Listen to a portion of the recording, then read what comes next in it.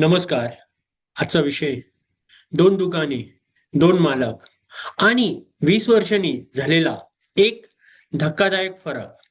रात्रीचे 11:30 वाजले होते. बाजारपेठ जवळ-जवळ रिकामी झाली होती. फक्त दोन दुकानामध्ये दिवे चालू होते. पहिल्या दुकानाचा मालक अजूनही कॅल्क्युलेटरवर आकडे मोजत होता. आज किती विक्री झाली? समोरच्याने किती ग्राहक घेतले? या महिन्यात किती नफा झाला? त्याची नजर फक्त आकड्यावर होती. रस्त्याच्या दुसऱ्या बाजूला, दुसऱ्या दुकानात मात्र वेगळेच दृश्य होते. मालक दुकान बंद करत होता, पण जाण्यापूर्वी त्याने एक वृद्ध ग्राहकाला औषध पोहोचवण्यासाठी मुलाला सांगितले. एक कामगाराच्या मुलाच्या शिक्षणाबद्दल विचारलं आणि उद्याच्या ग्राहकाच्या ऑर्डर्स स्वतः तपासल्या. दोघांचाही व्यवसाय सारखाच होता. दोघांची सुरुवात ही जवळजवळ एकाच दिवशी झाली होती, पण त्यांच्या विचारामध्ये जमीन आसमानाचा फरक होता. पहिल्या मालकाचा एकच प्रश्न असायचा, यातून मला किती फायदा होणार? दुसऱ्याचा प्रश्न वेगळा होता, यातून लोकांना काय फायदा होणार? सुरुवातीला दोघेही सारखेच वाढत होते. दोघांकडे ग्राहक होते, दोघांकडे कर्मचारी होते, दोघांकडे महत्वाकांक्षा होत्या. पण मग फरक कुठे पडला? 5 वर्षांनी पहिल्या मालकाने मोठं दुकान घेतलं, मोठा बोर्ड लावला, मोठी जाहिरात केली. पण कर्मचारी वारंवार बदलत होते. ग्राहक किमतीवरून दुसरीकडे जात होते. त्याला वाटायचं स्पर्धकामुळे व्यवसाय अडकतोय. बाजार खराब आहे, लोक बदलत आहेत. दुसऱ्या दुकानात काहीतरी वेगळं घडत होतं. लोक नवीन ग्राहक घेऊन येत होते. कर्मचारी अनेक वर्षापासून त्याच्या सोबत होते. कोणी जाहिरात पाहून येत नव्हतं. लोक शिफारस करून येत होते. त्याचा व्यवसाय वाढत होता.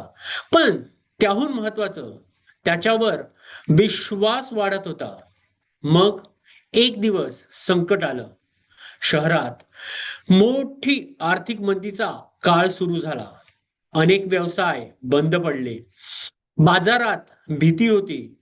ग्राहक खर्च कमी करत होते. पहिल्या मालकाने किमती कमी केल्या, सवलती दिल्या, ऑफर्स दिल्या, पण लोक आले नाहीत. कारण लोक फक्त किंमत विकत घेत नाहीत, ते विश्वास विकत घेतात. त्या काळात दुसऱ्या मालकाला एका मागोमाग एक फोन येऊ लागले. सर, काळजी करू नका, आम्ही तुमच्याकडूनच घेणार. सर, थोडा उशीर झाला तरी चालेल. सर, तुम्ही आमच्यासाठी उभे राहिलात, आता आम्ही तुमच्यासाठी उभे राहू.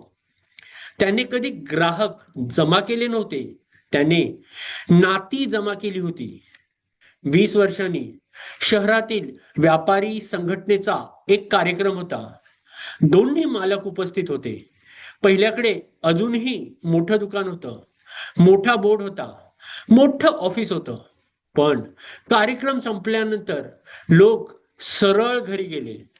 दुसरा मालक मंचावरून खाली उतरला आणि अचानक त्याच्या भोवती गर्दी झाली.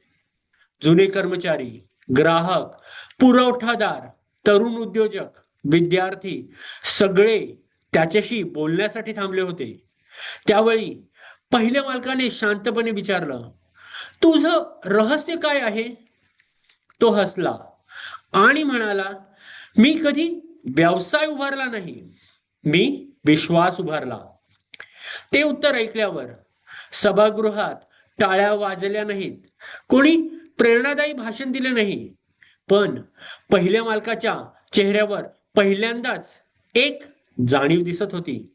इतकी वर्षे तो दुकान वाढवत होता आणि समोरचा माणूस लोक वाढवत होता. आज अनेक उद्योजक स्पर्धकांवर लक्ष ठेवतात, पण महान उद्योजक ग्राहकांवर लक्ष ठेवतात. अनेक लोक नफा वाढवतात, पण काही लोक विश्वास वाढवतात. अनेक लोक व्यवसाय उभा करतात, पण काही लोक चळवळ उभी करतात. कारण साम्राज्य नवीन जमीन व्यापतं, पण विश्वास मन जिंकतं आणि मन जिंकणारी लोक पिढ्यानपिढ्या लक्षात राहतात.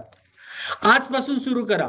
दर आठवड्यांना 3 ग्राहकाला फक्त विचारण्यासाठी फोन करा, मी तुमच्यासाठी अजून चांगलं काय करू शकतो. तुमच्या व्यवसायातील अशी एक प्रक्रिया लिहून ठेवा जी फक्त तुमच्यावर अवलंबून आहे. पुढचा निर्णय घेताना स्वतःला विचारा, यातून फक्त नफा वाढेल की विश्वास वाढेल.